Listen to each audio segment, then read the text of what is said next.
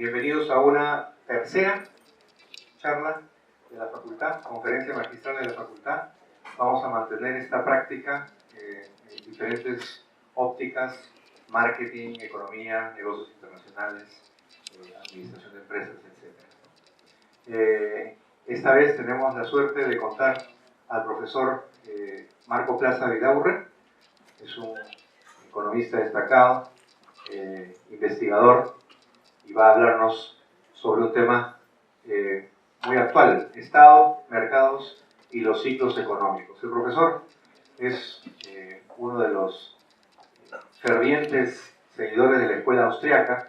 No sé si se acuerdan, en el semestre pasado hubo una conferencia dual entre el profesor Marco Plaza y el profesor Kurt Neden, no sé si se acuerdan, justo sobre lo que era la escuela austriaca. Me imagino que uno de esos temas surgirá en su presentación. Bueno, sin más, por favor, un aplauso para el profesor Plaza. Muy bien, acá tenemos nosotros algunas figuras que nos hacen meditar por qué nos sentimos peruanos, ¿no? A ver, tenemos el pisco, ¿no? Es un tema bonito. Está Guerrero, ahorita va a jugar fútbol, ¿no? A las 7:30. Tenemos el emblema, el escudo, tenemos nuestros colores patrios.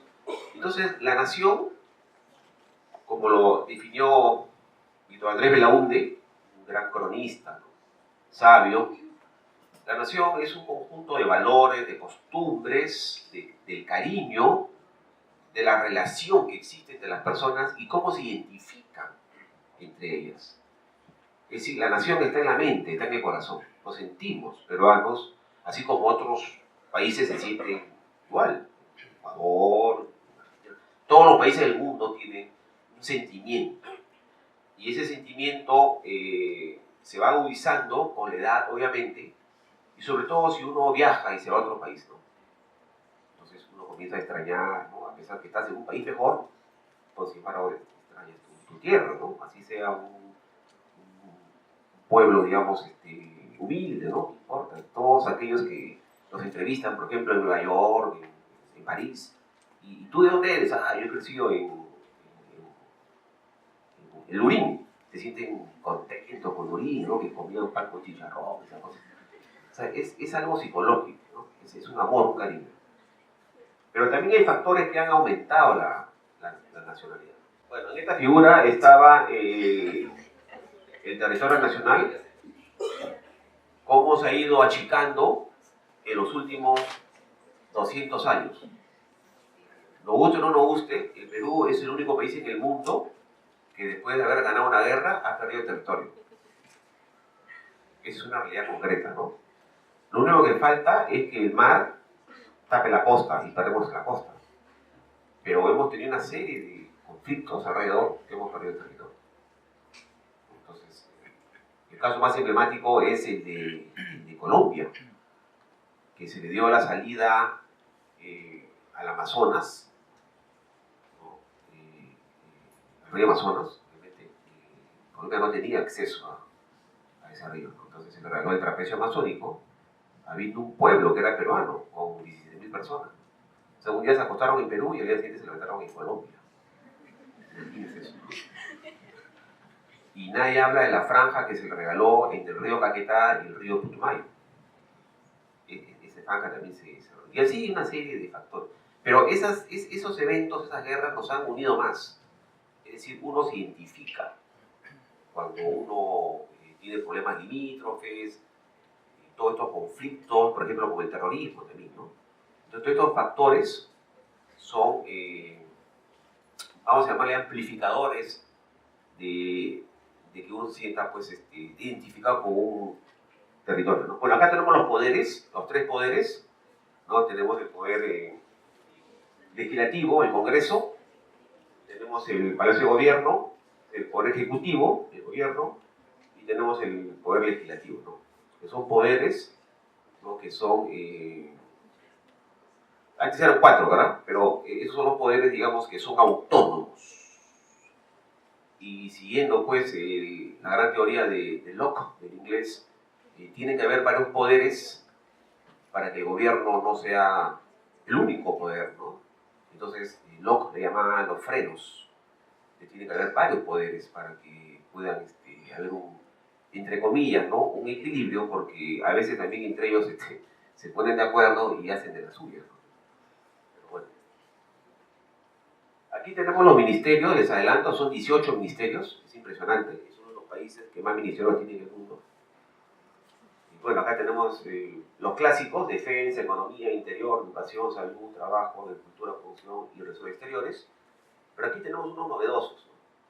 Por ejemplo, tenemos el ambiente, de la mujer, poblaciones vulnerables, cultura y desarrollo e inclusión social, ¿no? Entonces son ministerios que realmente son novedosos, ¿no?, en los últimos años, ¿no? Bueno, y acá tengo una propuesta muy personal, por favor, no vayan a pensar que es de la Facultad de Ciencias Empresariales y que es de la científica, es algo personal. Yo pienso que debe haber máximo 9 ministerios. ¿Cuáles, por ejemplo? Este se mantiene, relaciones exteriores. Uno que vendría a ser seguridad nacional, incluye defensa interna y externa. Presupuesto público, no Ministerio de Economía, porque es lo que menos hace. Hace otras cosas menos economía, el MEF, ¿no? Aquí, por ejemplo, desarrollo de valores y de orden social. Es decir, los ministerios deben tener como objetivo atacar los problemas más graves que tiene la sociedad. Promoción de la productividad, promoción del trabajo adecuado, es decir, aquí se estaría atacando la informalidad, infraestructura y prevención de desastres, para no estar todos los días asustados que el río va a pasar frente a nuestras casas, justicia y salud, ¿no? Entonces, esta es una propuesta personal que algún día me gustaría plantearle un paper, un ensayo, ¿no? Pero claro, habría que buscar fundamentos, ¿no?, comparar con otros países. Muy bien, este es el sistema básico de la tributación y su clasificación. Por ejemplo, tenemos los tributos, impuestos, contribuciones y tasas, ¿no? Este gráfico, ¿qué nos dice? Miren, la línea roja es el IGB y la azul es el impuesto a la renta. Entonces, durante muchas décadas, el IGB fue mayor, o sea, los ingresos del IGB fueron mayores que los ingresos del impuesto a la renta. Por eso es que el IGB es tan alto, ¿sí?, para poder mantener, digamos, el Estado y el gobierno. Pero más o menos a partir de 2005, en que la economía entró pues, en un auge excelente, el impuesto a la renta creció fuertemente. Pero fíjense aquí podríamos ver que hay una especie de ciclos. Es decir, el impuesto a la renta es procíclico, es decir, si hay un bajón en el crecimiento de la economía, de la producción, también baja el impuesto a la renta. Si sube, también sube.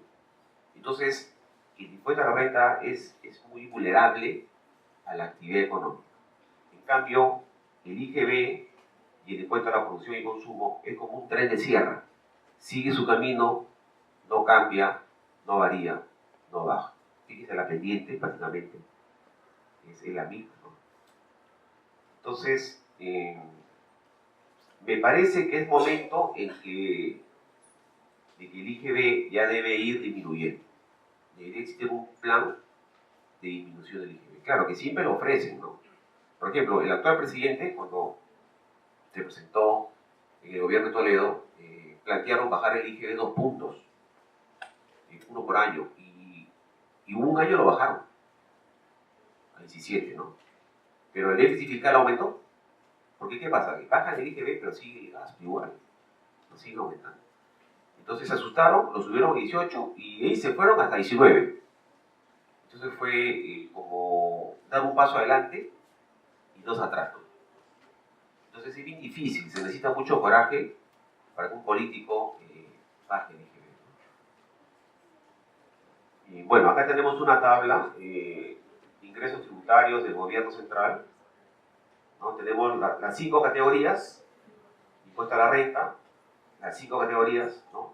La tercera categoría es la más importante, que es el impuesto a las utilidades de las empresas, ¿no? Tenemos cuarta y quinta, que es al trabajo, ¿no? Eso también es otro tema de discusión, ¿no?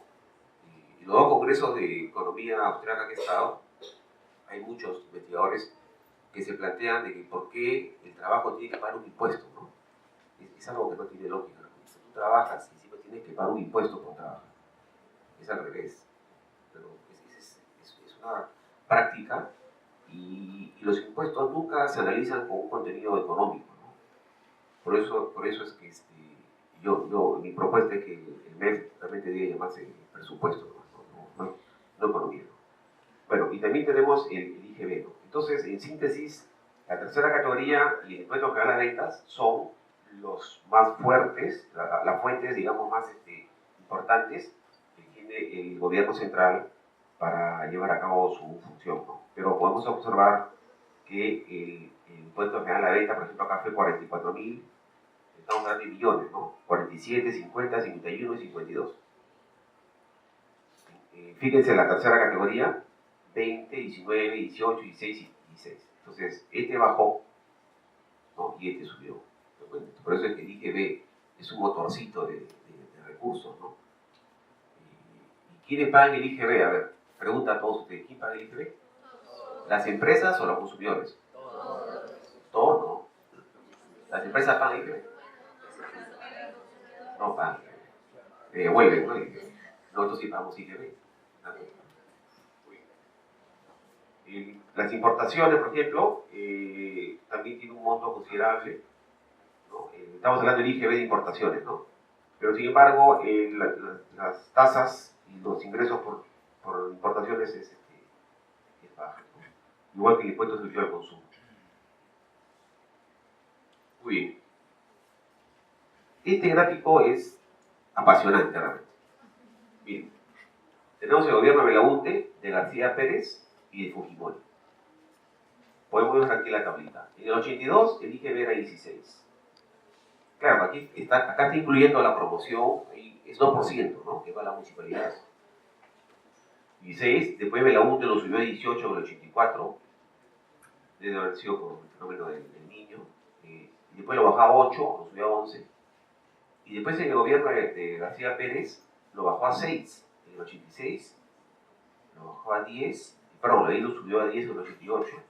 Y de ahí comenzó a subirlo, 15, 15, 17, justamente en la época de la hiperinflación, ¿no? Subió el IGB, ¿no? O sea que estamos hablando de que subió el IGB, subieron los impuestos y subió la emisión de dinero, ¿no? Imagínense, eso es algo realmente antieconómico, ¿no? Después viene Fujimori, lo bajó a 14,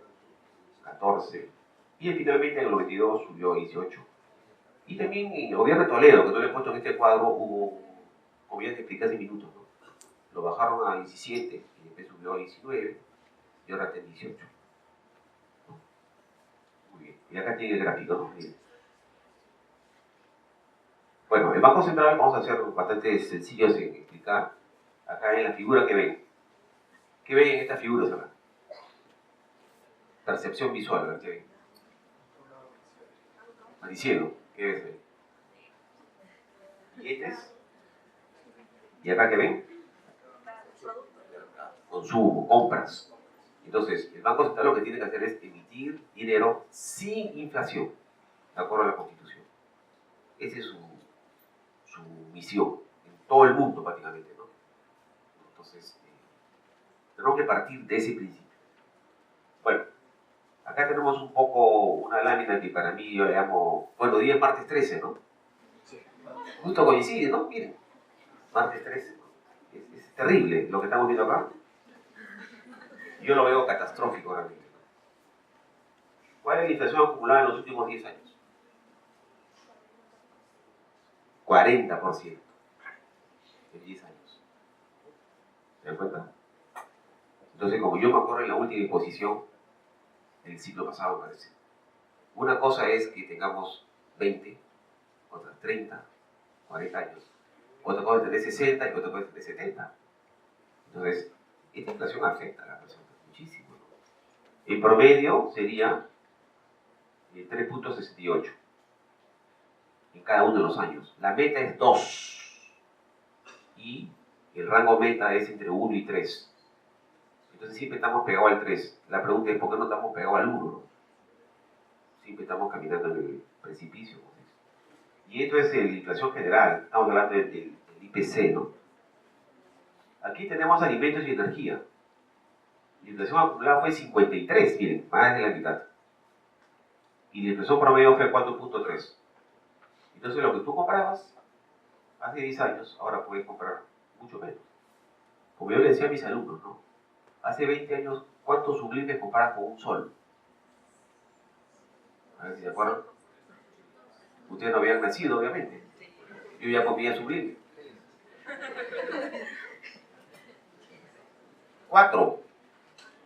El año 95. ¿Y ahora cuánto cuesta uno? Yo ya no como chocolates. 1.20, ¿no? Creo. Esa es inflación. Las cosas van subiendo, subiendo, subiendo, subiendo. No bajan. Entonces ese es un problema muy grave. Bueno, acá tenemos un poco de estadísticas, pero bueno, al final la parte 2 hacemos las preguntas. A ver, ¿qué tenemos aquí? Gasto del gobierno en general respecto al PBI. ¿Qué porcentaje es el gasto con respecto al Producto Bruto Interno? Miren, en el último gobierno, ¿cómo ha subido? De 19, 20, 21, 25, bueno, acá ha bajado. Entonces había un aumento del gasto del gobierno con respecto al PBI.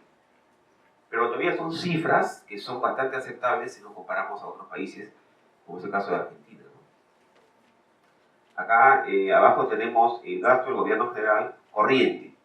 Entonces, el corriente y el general, la proporción, ha aumentado en los últimos años. Eso significa que el tamaño del gobierno ha aumentado. Esa es la respuesta. Bueno, aquí tenemos el PBI en el eje derecho, ¿no? Todo nominal, y aquí tenemos el presupuesto. Entonces acá, por ejemplo, hacemos una correlación visual, ¿no? Una regresión visual, y tenemos que el presupuesto del gobierno nacional está aumentando, sigue el mismo ritmo que el PBI nominal, ¿no? Es decir, a medida que va aumentando el PBI nominal, va aumentando el presupuesto de la República, es decir, un efecto renta, ¿no? Entonces, mientras más ingreso hay, más se gasta, y eso no va a parar hasta que lleguemos al infinito, ¿no? Acá tenemos la proporción del presupuesto del gobierno nacional en base al PBI, ¿no? Entonces también acá tenemos en los últimos años un aumento del presupuesto, estamos hablando del 2011, 2012, 2013, 2014, 2015. Bueno, aquí hay un bajón fuerte, ¿no? Porque como ustedes saben, el año pasado hubo una fuerte desaceleración. Entonces acá también podemos decir que el tamaño del gobierno aumentó. Muy bien, entonces ahora vamos a hacer la primera ronda de preguntas. ¿Qué efecto tendría la caída de esta variable en el caso peruano, bueno, para el caso peruano en el crecimiento económico? Y si además reconocemos de que la inversión latente está siendo destinada a proyectos de rentabilidad social negativa. Me refiero a la refinería de Talara y también a los panamericanos. La influencia en el PBI como dato estadístico, digamos, no es tan fuerte, digamos, ¿no? Por ese lado, si vemos solamente el PBI. Pero si nosotros vemos por el lado de la productividad, sí es muy importante. Porque el gasto público, ¿no? Claro, desafortunadamente una gran proporción es corriente, ¿no? Pero el gasto público es inversión. Entonces, ahí, por ejemplo, están las carreteras, están los puertos, está todo lo que es infraestructura. Actualmente tenemos un déficit enorme. No recuerdo la cifra, pero son más de 50.000 millones de dólares, o hasta más, me parece, que tenemos de déficit, ¿no? Entonces, la solución sería que el Estado y el gobierno ceda, ¿no? A los privados para que hagan las inversiones, ¿no? Este modelo de alianza privada con pública pareciera que no ha dado muchos resultados por el tema de la corrupción, ¿no? Ese es el problema. He estado leyendo, no me acuerdo en qué diario, de que el problema número uno, la percepción del problema número uno en el país, antes era la delincuencia. Ahora ya están hablando de la corrupción. Entonces, hay un problema ahí ya medio profundo, antropológico, por decirlo, ¿no? Depende ya de la persona, si tiene calidad o no, ¿no? el Estado tiene que cumplir su función, tiene que hacer la infraestructura, y si no tiene los recursos, debe promover la inversión privada, ¿no? Pero sí tiene que haber inversión, es una de las funciones más importantes que tiene el Estado y el gobierno, ¿no? Ahora, ¿por qué ha bajado, como dices tú? Por una serie de trabas que hay, digamos, por ejemplo, hay conflictos sociales, aparte de la minería en el norte, ¿no? Que en Cajamarca no lo manejaron bien, en cambio en Moquegua sí lo manejaron muy bien, ¿no? Moquegua ahorita, si no me equivoco, es la región que tiene el PIB per cápita más elevado, ¿no? Y tiene la mejor educación. La educación es del Estado, ¿no? Entonces, es cuestión nomás de actitud, ¿no? Liderazgo en las regiones para que cumplan su función. Pero bueno, si estás en contra de la minería, entonces ya es otro tema ya ideológico. Mi pregunta, profesor, va un poco a partir de la propuesta novedosa que ha planteado, ¿no? Acerca de eliminar el MEF. Mi interrogante, más que todo, va, si es que no existe el MEF, ¿cómo se podría hacer para viabilizar o administrar de manera eficiente las políticas fiscales del Estado en cuanto a economía? Y que por otro lado, en cuanto a la base recaudatoria tributaria, ¿usted cree que se está aplicando de manera eficiente o debería darse una reforma tributaria, ¿no? Dado el ejemplo también que dio del impuesto a la renta, ¿no? Como nos dice, ¿cómo nos van a cobrar por trabajar? Entonces, de repente, por ahí se podría plantear alguna solución en cuanto a la base tributaria. Lo que pasa es que el MEF tiene mucho poder, y ese poder no es bueno. Mi propuesta es que se descentralice, ¿no? Es decir, que estén regiones, y en las regiones es que se analice cuáles son los requerimientos, los proyectos más importantes, y se lleven a cabo, ¿no? O sea, lo veo muy centralizado, ¿no? Y en cuanto a la eficiencia, bueno, es un tema bien complejo, porque lo que está demostrado es que, como dice la figura, ¿no? Si el PBI crece, hay más ingreso, entonces van a ser tentados a gastar más. Entonces, lo que plantea, por ejemplo, la escuela austriaca es un gobierno mínimo, ¿no? Un gobierno mínimo que cumpla sus funciones, un presupuesto equilibrado y que se preocupe más de lo que es seguridad, justicia y infraestructura. Pero ahora tenemos un problema de salud y de educación. Definitivamente no se puede anular ese momento a otro. Pero lo que sí se puede hacer es promover que los privados comiencen, por ejemplo, a través de seguros, ¿no? Promover una competencia en seguros, en clínicas, de manera que haya un acceso para aquellos que tienen una renta, ¿no? Y bueno, que el Estado siga cumpliendo su función de atender pues, a los que no tienen, digamos, la capacidad. Pero si uno se pone a pensar, el Estado solamente atiende a aquellos que aportan, ¿no? O sea, si la persona no aporta, pues no la atiende. Entonces, de una manera, el Estado tampoco, entre comillas, no se podría decir que es una buena gente, porque si tú no aportas mensualmente, o si la empresa no te aporta, no te atiende, a menos que todos esos seguros, creo que sí está en crisis inclusive. Pero a mi modo de ver, mis ideas son de que el BEF tiene mucho poder político, ¿no? Y hay que descentralizarlo, ¿no? Creo que esa es la respuesta. ¿Una pregunta? Vamos a hablar de lo que es el ciclo. El ciclo tiene una explicación también econométrica. Los austriacos piensan de que una cosa es fluctuación y otra cosa es ciclo. Las fluctuaciones son normales en los mercados. Algunos mercados crecen más, otros mercados crecen menos, sube, baja. Y ciclo es cuando todos los mercados suben y todos los mercados bajan. Todos los mercados suben cuando hay un auge promovido por una expansión del crédito. Y después, cuando viene la crisis, todos los mercados bajan, que es la recesión. Entonces, eso realmente es un ciclo de la perspectiva austriaca. Pero hoy en día el mainstream y todos los profesores, normalmente de las universidades y los escritos que leemos del MEF, Banco Central, hablan de la política procíclica y contracíclica, ¿no? Que justamente es una de las características que son los co-movimientos, ¿no? Co-movimientos, van juntos. Entonces, por decir, si el PBI crece solamente el 2%, hay que adoptar una política contra el ciclo. Significa que si el PBI se está desacelerando, hay que estimularlo. ¿Cómo? Con mayor gasto, mayor deuda, déficit fiscal, más emisión de dinero. Pero no hay ni un ciclo. Lo que está sucediendo es que el PBI se ha desacelerado. ¿Entiendes?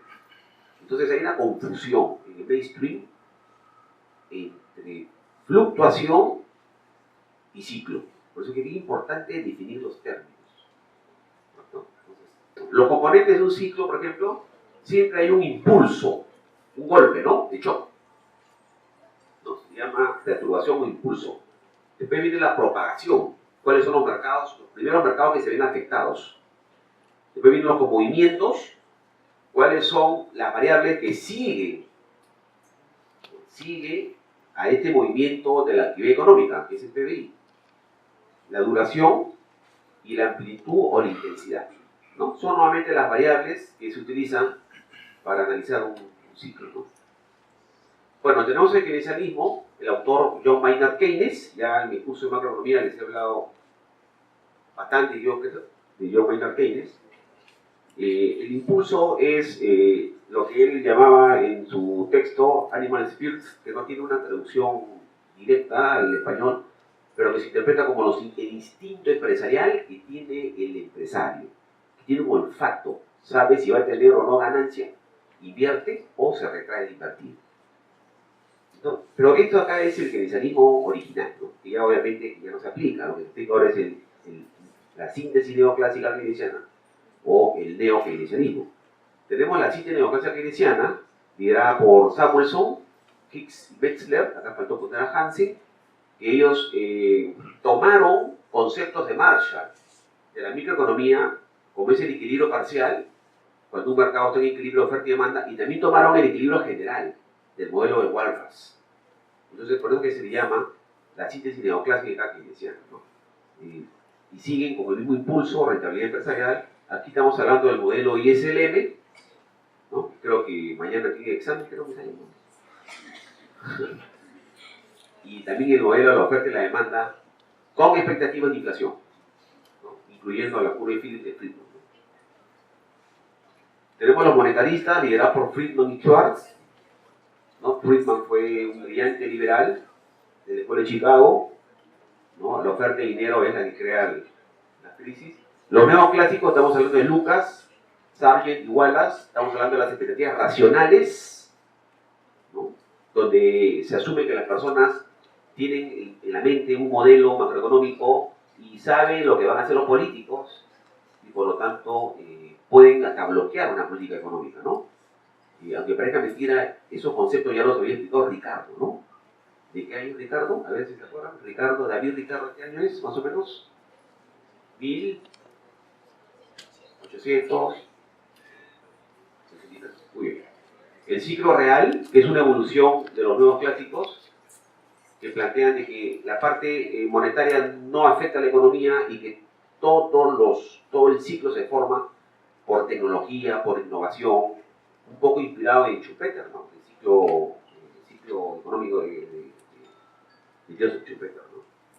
Los nuevos keynesianos, liderados por Mankiw, Blanchard, Krugman, ¿no? Y bueno, acá vienen los austriacos, parte de Mises, Hayek, Huerta de Soto, es un español, Rayo, un español, donde plantean de que es el dinero, la expansión del dinero y la expansión de la oferta de crédito, el impulso que da lugar al ciclo económico, porque cuando el Banco Central emite dinero, aumenta el crédito, pero a través de medios fiduciarios que no tienen un sustento ni en oro, como ya no estamos en el patrón oro, ya no tienen un sustento en metálico. Entonces los bancos comienzan a crear créditos de la nada, entonces la liquidez se infla. Porque ellos definen inflación a los medios de pago, no a los precios. Ese es el verdadero concepto. ¿Cuándo hay inflación? Cuando hay más medios de pago de lo que deben haber, medios fiduciarios. Y como consecuencia, los precios suben. Pero hoy en día, ¿qué se dice? Hay inflación porque suben los precios. Y se olvidan de los medios fiduciarios. Entonces, de ahí viene que los neo-keynesianos dicen que la inflación puede ser un fenómeno no monetario, puede ser por costos, ¿no? La pregunta es la siguiente: ¿por qué suben los costos? Porque hay más dinero, obviamente, ¿no? Muy bien, acá tenemos unas fotos, unos dibujos. Tenemos a Ricardo, Jung. Meyer fue el creador de la escuela austriaca. Jung y Ricardo aportaron mucho al ciclo económico, aunque ellos no usan ese término. Colaboraron mucho en lo que es la teoría monetaria, el monetarismo, ¿no? Ricardo también, hasta hoy en día sigue usando el concepto de la equivalencia ricardiana, ¿no?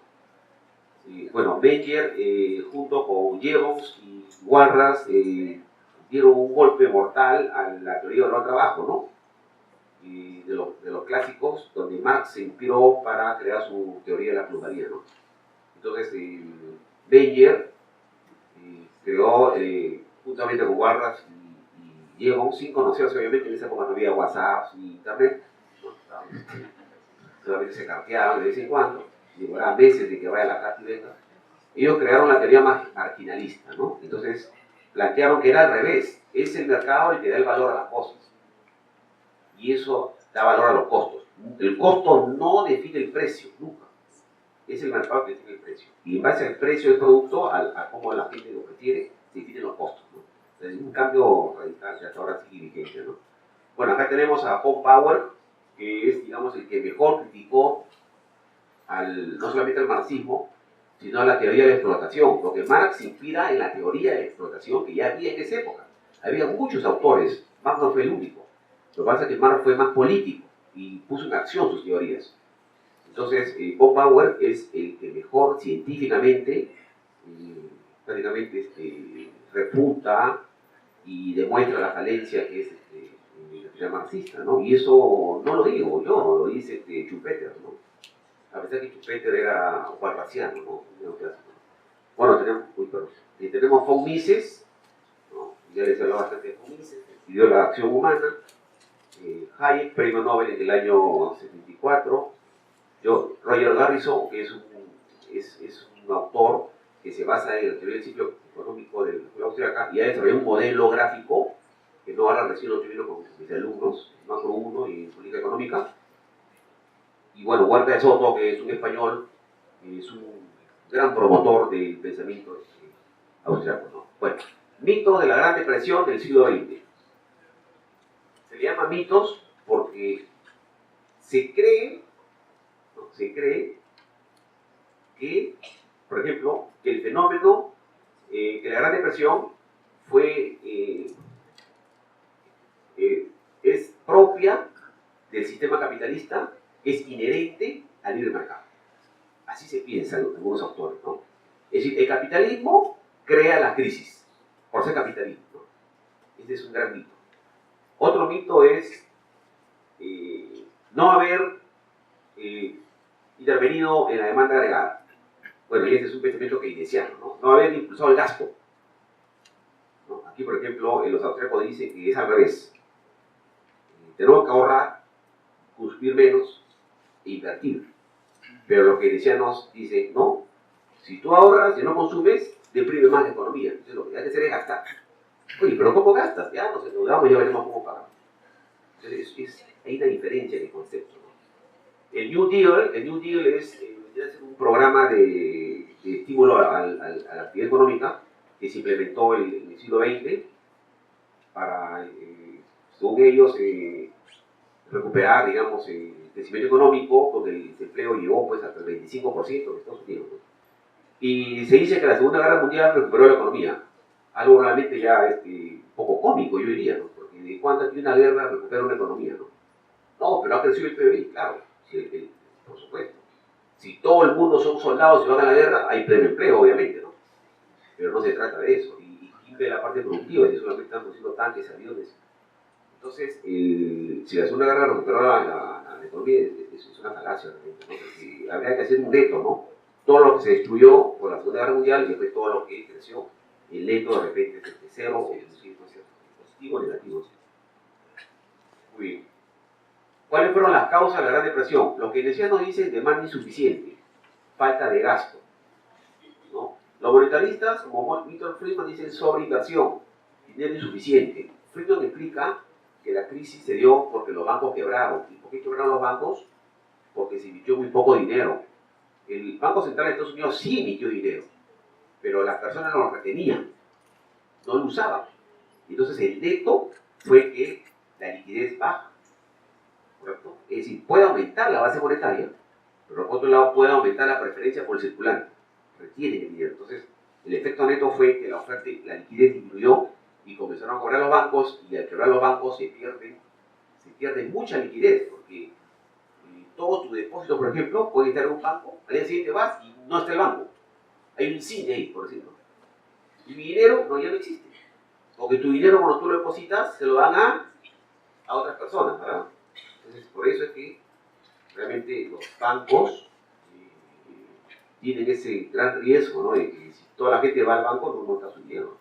Esa es la realidad. Y los austriacos dicen que la causa fue la política monetaria expansiva, es decir, el aumento de los créditos, bajar las tasas artificialmente, aumentar el gasto, aumento de la deuda, y después cuando se dio el auge artificial y se viene la inflación, el Banco Central frena la expansión del crédito, entonces la tasa otra vez vuelve a subir, entonces muchos proyectos se quedan inconclusos, ¿no? Y ahí es donde se generan lo que los austríacos dicen malas inversiones. Por ejemplo, los monetaristas dicen sobreinversión. Los austríacos dicen malas inversiones. Lo que nosotros conocemos en la teoría económica como elefantes blancos, ¿no? Muy bien, ¿cuáles son las soluciones para la Gran Depresión? Algo histórico, ¿no? Por ejemplo, los keynesianos plantearon mayor gasto público, monetario, disminución de la tasa, salvar los bancos. Los monetaristas también, emisión de dinero, salvar los bancos de la quiebra, ¿no? Y los austríacos, por ejemplo, dicen no intervenir, mercado corrija las malas inversiones, recesión, disminución de precios, inicio del proceso de ahorro, inversión, recuperación. Es decir, los austríacos ven la recesión como la cura de la enfermedad. Y el auge lo ven como la fiesta, como el momento de felicidad artificial. Eso tiene un costo. La única manera de corregirlo es la recesión. Conclusión, la recesión es buena. Porque si tú la quieres corregir, lo único que haces es aumentar. Así como vamos a ver en la década del 80 lo que pasó en el Perú, ¿no? Pero claro, lo que pasó en el Perú ya no fue recesión, fue la destrucción del sistema de precios de la economía. Eso vamos a ver. Los efectos fueron peores que la última guerra que tuvimos en el siglo pasado. Muy bien, acá tenemos el crecimiento económico sostenible, ¿no? Ya entramos al tema de los austriacos. Lo primero que tenemos que hacer es ahorrar, y para ahorrar tenemos que sacrificar consumo. Y al sacrificar consumo va a aumentar la oferta de fondos prestables y por lo tanto las tasas de interés van a ser menores. Entonces, para que la tasa de interés sea menor, tiene que haber más ahorro. Y para que haya más ahorro, tiene que haber un sacrificio de consumo. No hay otra fuente para que nosotros podamos invertir más. La otra fuente es crear medios fiduciarios, que vamos a ver. Entonces, al disminuir el consumo, va a haber una caída en la demanda de los bienes de consumo y los precios se van a empezar a inducir de los bienes de consumo. Y la rentabilidad en el sector consumo comienza a caer. Pero como están ahorrando y están invirtiendo, entonces va a haber, digamos, un traslado de recursos hacia las etapas más alejadas del consumo, ¿cierto? A los bienes de capital. Entonces, al bajar los precios de los bienes de consumo, va a aumentar los salarios reales, ¿no? Va a aumentar los precios de los bienes de capital porque se comienzan a demandar más bienes para la producción, ¿no? Por ejemplo, en construcción se demanda cemento, se demanda fierro, se demanda todo lo que se necesita en la construcción, ¿no? Va a aumentar la producción de los bienes de capital, ¿no? Y aquí es interesante porque al aumentar el salario real, porque están bajando los precios de los bienes de consumo, se produce el famoso efecto Ricardo. ¿Qué significa el efecto Ricardo, de David Ricardo, ¿no? Él planteaba de que cuando suben los salarios reales, los empresarios ven que la mano de obra es más cara. Entonces comienzan a buscar procesos de producción más intensivos en capital.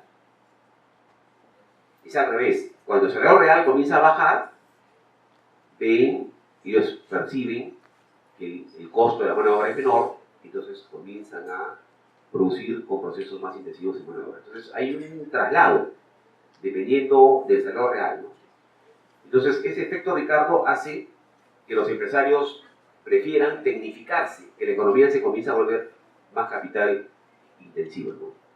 Entonces, como dije antes, comienza a aumentar la bolsa, las acciones, los bienes de capital. Es decir, hay un auge en el sector de las etapas más alejadas del consumo, todo lo que son bienes intermedios. Muy bien. Y luego, como consecuencia, como la inversión ha sido en base al ahorro, no ha habido medios fiduciarios de inflación, de medios de pago, entonces todos los bienes intermedios, toda la producción de los bienes intermedios van a acabar en los bienes de consumo. Es decir, la producción no se acaba en el bien intermedio, siempre tiene que acabar en un bien de consumo. ¿Entiendes? Entonces, si se potencia las etapas más alejadas del consumo, si hay más inversión, si la economía se vuelve más tecnificada, si se vuelve más capital intensiva, entonces es cuestión de tiempo en que toda esa cadena de producción va a acabar con una mayor producción de bienes de consumo. Por lo tanto, habrá mayor bienestar de la población y este vendría a ser lo que los austríacos plantean como el crecimiento sostenible, o inclusive se le puede denominar una teoría del crecimiento económico basada en el ahorro, ¿no? Hasta ahí todo es felicidad. Todo es felicidad. Ojalá que el mundo sea así. Pero ¿qué sucede en la realidad? Tenemos el ciclo económico, ¿no? Como lo explican los austríacos, tenemos dos etapas bien definidas. El auge y la caída. ¿Sí? El auge se da porque comienza a aumentar la cantidad de créditos en la economía de manera artificial. No porque hay más ahorro. Entonces, por un lado, el Banco Central emite más dinero, medios fiduciarios que no tienen un sustento metálico, y por otro lado, el consumo sigue igual. Entonces, los dos crecen. Entonces, ahí está el problema. Bueno, porque lo normal sería que si la sociedad invierte más, tiene que haber, digamos, una compensación con la caída del consumo.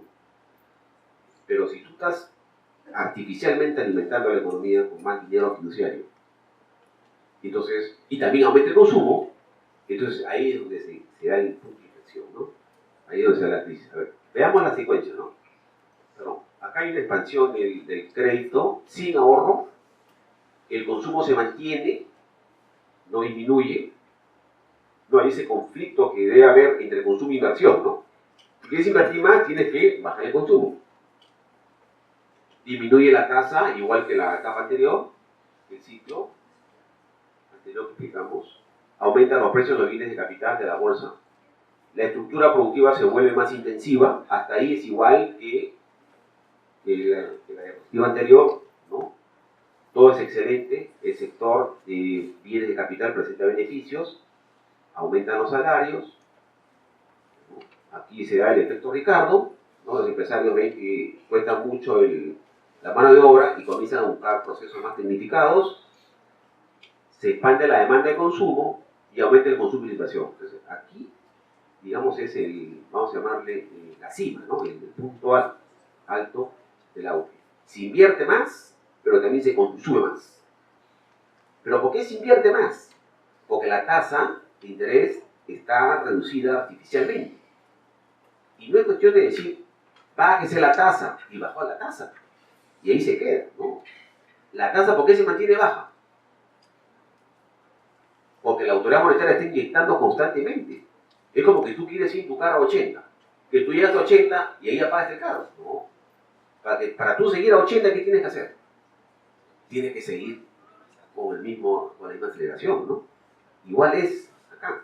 Es decir, si tú quieres mantener la tasa baja, más de lo que normalmente debe ser, tienes que seguir inyectando.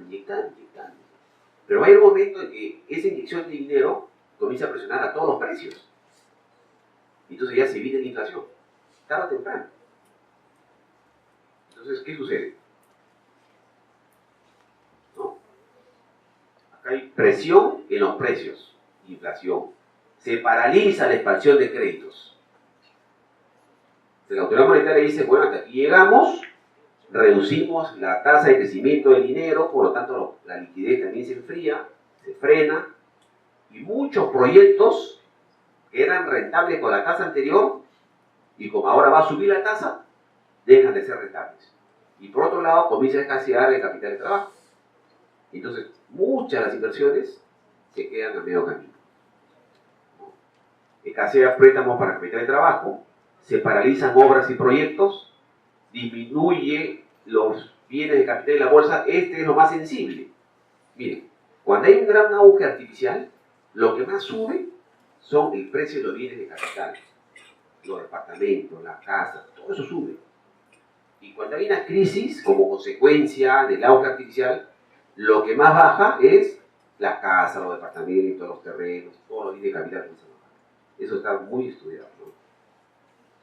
Se comienza a ver desempleo en el sector de bienes de capital, desaceleración, recesión, liquidación de empresas, disminución de precios, reajustes en la situación de recursos. Muy bien.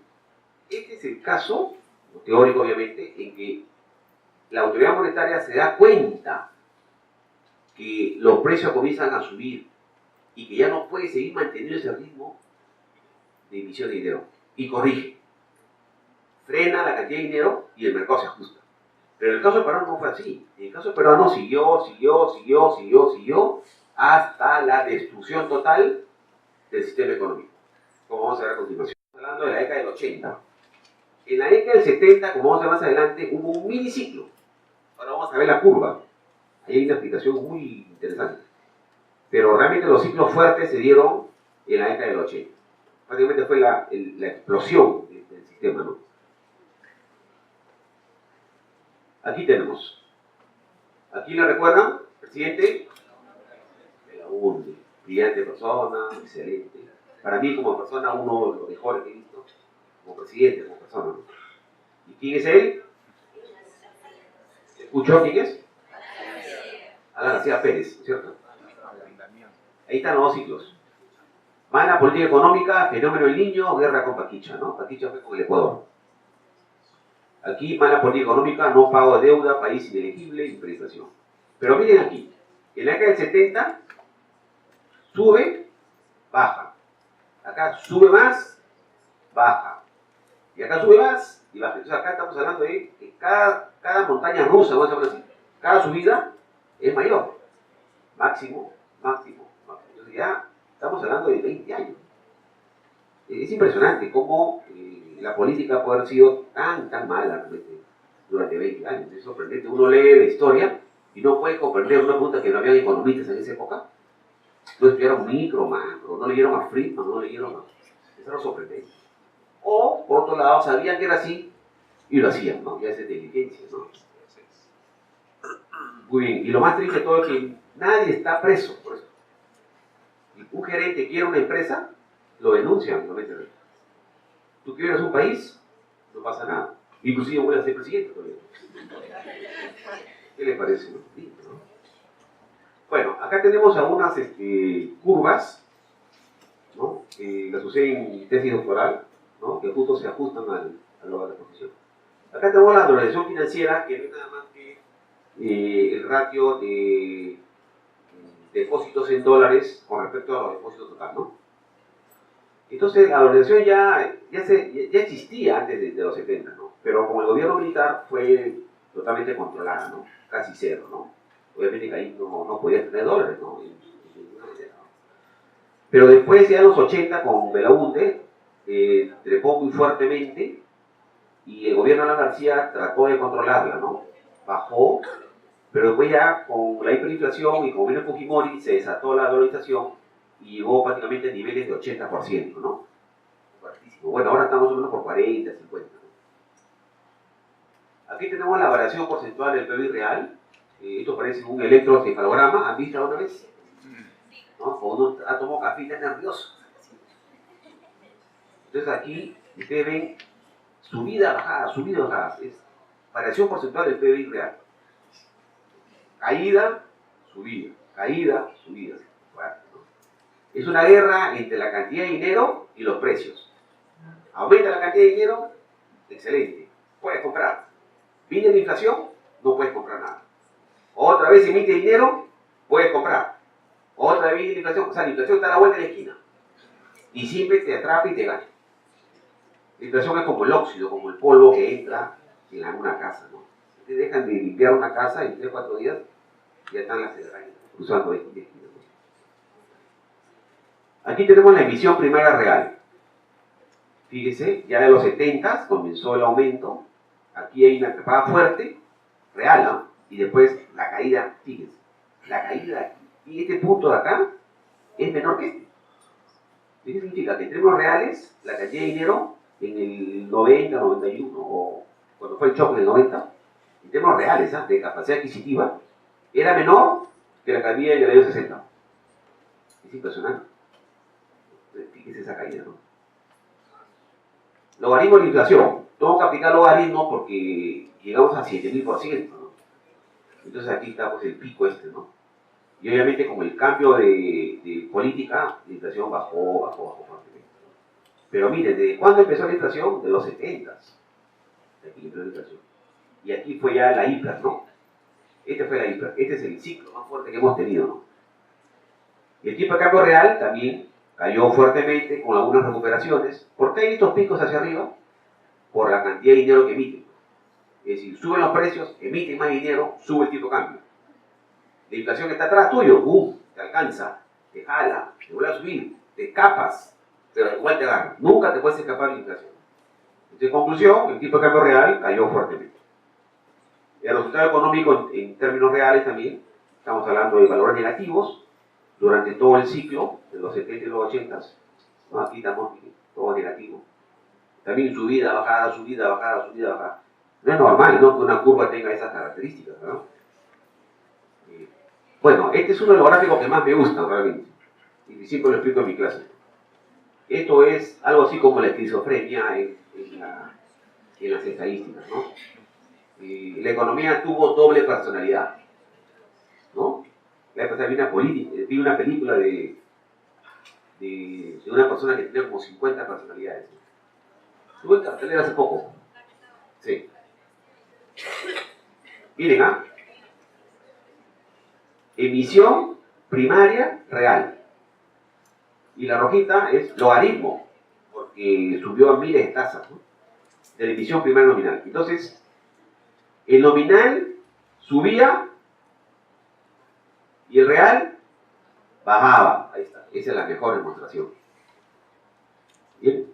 Es decir, por más que se metiera más dinero, lo que el gobierno quería hacer es ganar tiempo para poder comprar cosas. Pero después la inflación lo iba a agarrar. Entonces, en lugar de cortar, siguieron, ¿no? Bueno, igual sucede con el tipo de cambio nominal. El nominal subió y acá bajó. Pero aquí se estabilizó en la década del 90, ¿no? La emisión primaria con la inflación tenemos una correlación casi perfecta, ¿no? Sube la cantidad de dinero, sube la inflación, ¿no? Acá se puede hacer una regresión, ¿no? Con serie de tiempo, ¿no? Y después se estabilizó la cantidad de dinero. El dinero nunca disminuye, siempre sigue aumentando, pero lo que disminuye son las tasas de crecimiento. Entonces la inflación comenzó a bajar, ¿no? Eso lo vemos mucho en el curso de macro en la curva de Phillips, ¿no? Bueno, acá tenemos la desventura económica. No desaventura, la palabra es desventura.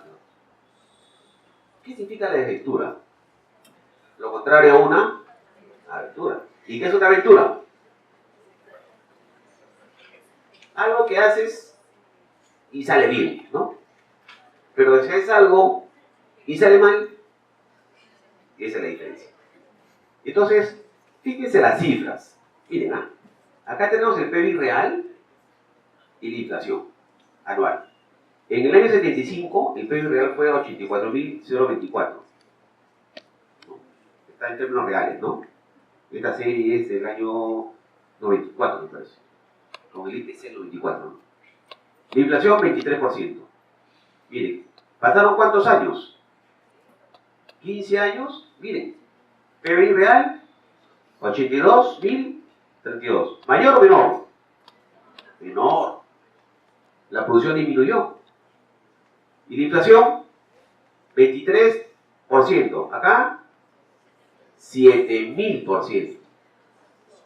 Ese es el ciclo famoso. Entonces acá lo tengo graficado como un modelo de oferta y demanda. Tenemos aquí en las verticales, por ejemplo, tenemos el año 75, demanda en el 75, demanda en el 82, demanda en el 87, demanda en el 89, demanda en el 90. Subía la producción 7.5, 8.2, 8,7, de ahí 8,9, 90. O sea, nos pasamos a la izquierda. Estamos hablando de una curva de Phillips con pendiente positiva, como la plantean los austriacos. La curva de Phillips normalmente tiene pendiente negativa en el corto plazo y vertical en el largo plazo, asumiendo neutralidad del dinero, que el dinero no afecta. O sea, los monetaristas y todo el mainstream que piensan. Vamos a suponer que hay un tsunami y el mar se sale y llega a 1 metro. Entonces el mar entra, inunda todo esto acá, se retira y al día siguiente todo sigue igual. Venimos a clase, todo, limpias un poquito. No es así. O sea, el mainstream asume eso, que después de una hiperinflación, la economía regresa a su estado inicial. No, una hiperinflación es una destrucción de la economía. El tsunami entra aquí y destruye todos los pisos, destruye la cañería, destruye todo. Hasta pueden caer los edificios. Entonces, esa es la diferencia. Entonces, fíjense ustedes acá con estas cifras, está demostrado. Entonces, al final, la desventura que consiste en que la economía da una curva, ¿no? ¿Sí? Y pum, presa. Ahora, ¿cómo hacemos para desinflar? Porque tú estás acá arriba, con una inflación de 7.000%, te entregan aquí el gobierno en el 90. Le preguntas al presidente saliente, aunque ya creo que se había escapado a otro país, ¿no? Pero le preguntas, ¿usted me está dejando con cuánta inflación? Con 7.000%. No sé qué, desde 7%. No, 7.000%. ¿Cómo desinflas? Ahí está el trabajo. Tienes que crear la expectativa que la inflación va a bajar. Entonces los agentes comienzan a pensar, por ejemplo, que la inflación va a ser 2.000 y es 7.000, los precios comienzan a bajar. Si tú crees que va a ser 100 y es 500, entonces la inflación comienza a bajar. Hay que desinflar. Y desafortunadamente la desinflación crea desempleo. Pero es un desempleo que fue creado artificialmente, como lo explica Hayek, ¿no? Se crea empleo artificialmente en sectores artificialmente estimulados. Hay mucho empleo. Cuando todos esos sectores se vuelven ineficientes y paralizan sus obras, todas esas personas se quedan desempleadas. Eso es lo que sucede realmente, ¿no? Muy bien.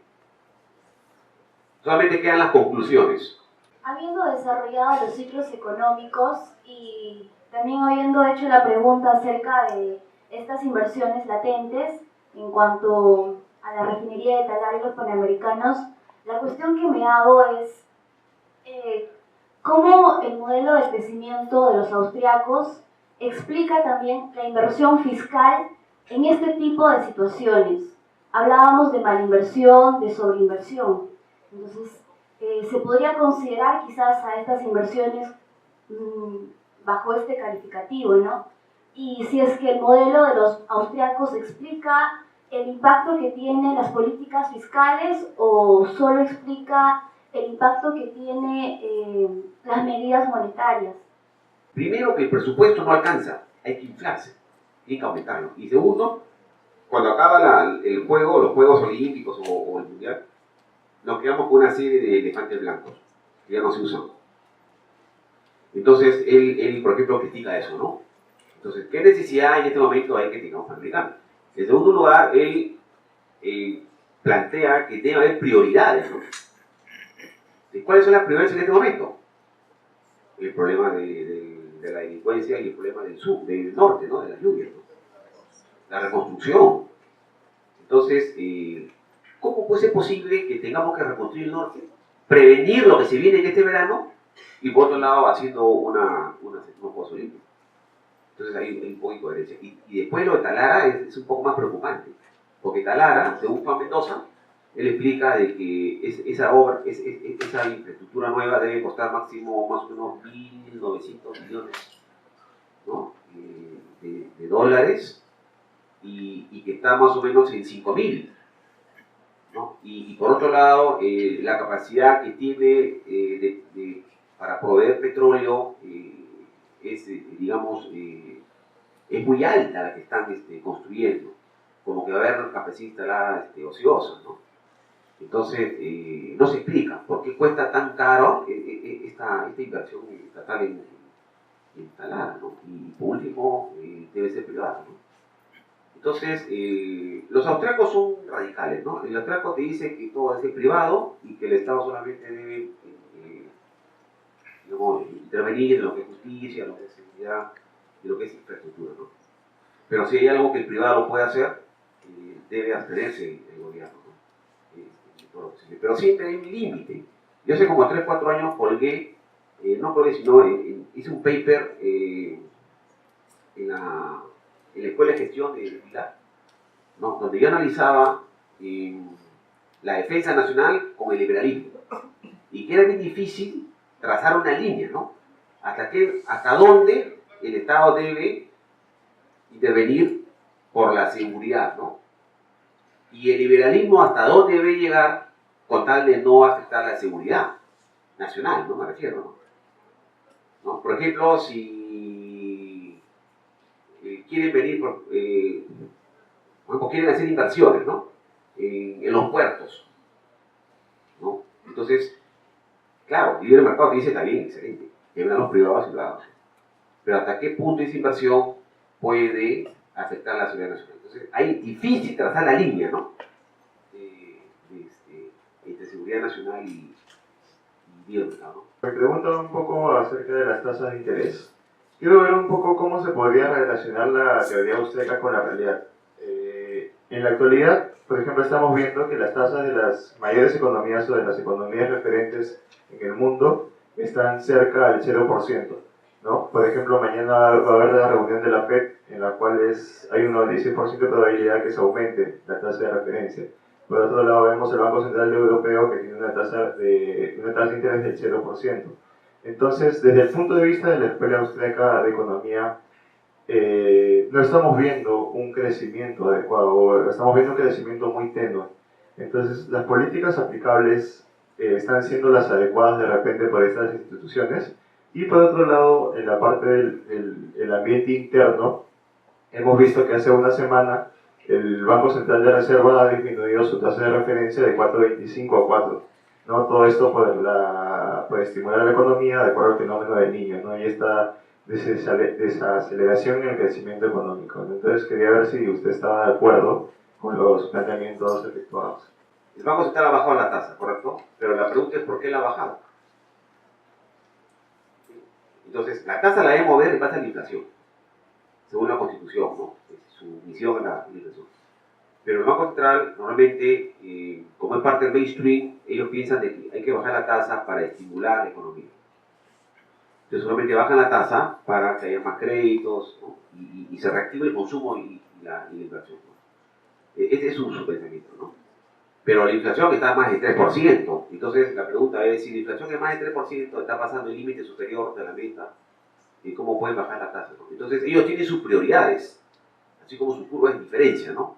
Ellos están pensando, a ver, ¿cuáles son mis prioridades? En este momento la inflación no es la prioridad, la actividad económica es la prioridad, entonces ellos bajan la tasa para reactivar la economía.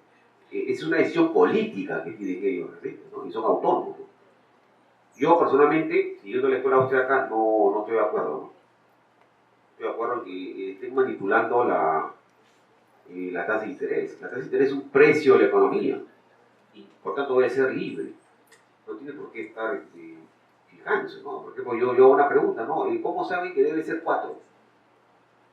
Puede ser 4,3 o 3,8. O sea, hace un cálculo matemático con un centro de cómputo maravilloso y dice 4%. Tiene que ser el precio del mercado. Es como yo le pregunto, ¿cuánto debe costar el pollo? A ver, Maricielo, ¿cuánto debe costar el pollo? Pero ¿cuánto debe costar? Para mí debe costar 5. No, el precio lo da el mercado. ¿En base a qué? Porque el mercado realmente no existe. Lo que existe son las personas que compran y venden. Compran y venden. Las transacciones, lo único que existe son las transacciones. El mercado es un abstracto. Se habla de mercado, pero no. Mientras más compre y menos oferta hay, pero hay más rentabilidad, entonces los polleros dicen, hay que producir más come, baja el precio. Entonces así es. Igual es con la tasa de interés. Porque la inflación, y eso es algo que sí lo discuto con muchos profesores, a mi modo de ver, la inflación debe ser 0. Imagínense usted un mundo que la inflación sea cero, que te digan a ti, de acá a 20 años los precios no van a subir, ¿qué harías? Planearías todo, no necesitas que tú subas de repente mucho lo del sueldo, ¿no? No, la angustia es que las amas de casa cada vez que van al mercado, compran menos. Estamos flaquitos, ¿ves? Entonces, no puede ser, ¿verdad? No, que siempre tiene que haber inflación. ¿Por qué? A ver, mira, hay más producción. Sí, el PBI crece todos los años. Y también hay más productividad. Entonces, ¿por qué sube el precio? Debe bajar. Entonces es un tema de debate, ¿no? Buenas noches, profesor y compañeros. Justamente mi pregunta era relacionada con lo que mencionó. Ahora este año se espera que el PBI crezca alrededor de 2%. Si bien usted dice que no se debe manipular la tasa de interés de referencia, quizás porque es un tema económico, quizás también se pueda hacer algo por el lado de la política fiscal, que va más a la labor del Ejecutivo. ¿Qué opina? ¿Se debe manipular esta variable de política fiscal o se debe dejar que, como menciona la escuela austríaca, debe corregir con el paso del tiempo las acciones del mercado? Buena pregunta. Yo pienso que los políticos, cada vez que se levantan, quieren hacer bien las cosas. Se levantan un día y dicen, a ver, la economía debe mejorar, debe crecer. ¿Correcto? Entonces, hace unos diseños para implementar una política fiscal expansiva, comienzan a gastar más aquí, gastar más allá, y van a Central a bajar las tasas, ¿no? Muy bien. Desafortunadamente, nada de eso funciona. Esa es la realidad. Pero lo difícil es que lo acepten. Porque hay retardos en la economía. Mientras se gasta, primero hay que planear cómo se gasta. ¿En qué gasto? ¿Cómo lo gasto? Lo hago eficiente. Y después que gasto, estoy gastando en un sector. Entonces lo que se va a reactivar es ese sector nomás. ¿Bien? Entonces, personalmente yo considero que las políticas contracíclicas no tienen sentido realmente, ¿no? No tienen sentido realmente. Es un sueño, ¿no?, que tienen los economistas del mainstream. Y bueno, tenemos estadísticas a montón para demostrarlo, ¿no? No funciona. Y es peor todavía. Yo pienso que mientras más gasto y más Estado hay más corrupción y más ineficiencia. Al revés. Lo que sí debe ser todo ordenado, ¿no? La variable importante para mí es el orden, no la corrupción. Eso es lo que nos... Muy bien, entonces ya nos hemos pasado el tiempo, creo, como 8 minutos, a 8:30 el plan.